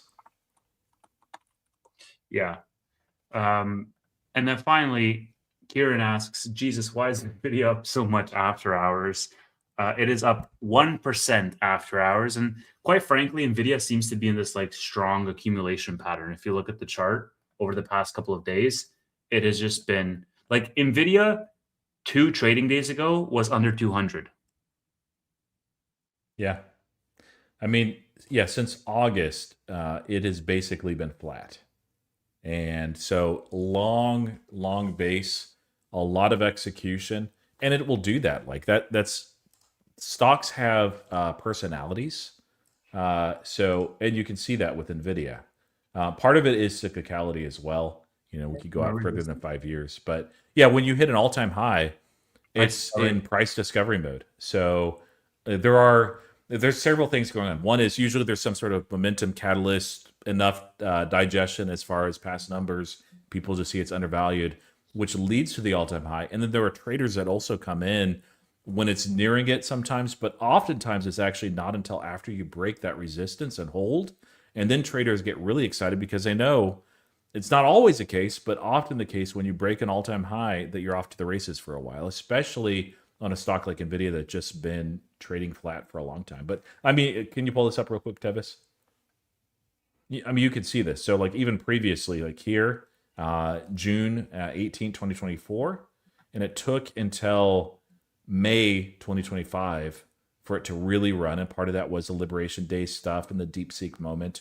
You can see, you know, shorter periods as well. Like this is 2023, where it just took a whole lot of consolidation. And then it will go on these epic runs. And here again, you know, we're looking at August all the way up until just, you know, earlier this month, flat for a long period of time. Now we're going up to a higher level as well. It'll probably overshoot it slightly and consolidate a little bit, but I think there's plenty of room to run. I don't see any reason why not. I'm not trading it. You know, I'm just buying it and holding it, being careful with covered calls. But it's a great company that's undervalued. And the only reason why people didn't own more of it is either A, better opportunities, or people had this weird view of AI CapEx falling off a cliff relatively soon, despite every indicator out there saying otherwise. I guess let me add one last point.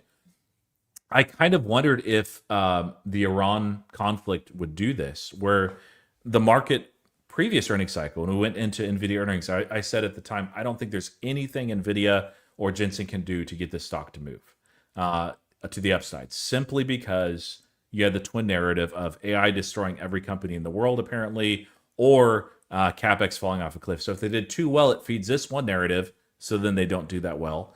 And if they do too poorly, it feeds the other narrative, and of course they don't do well.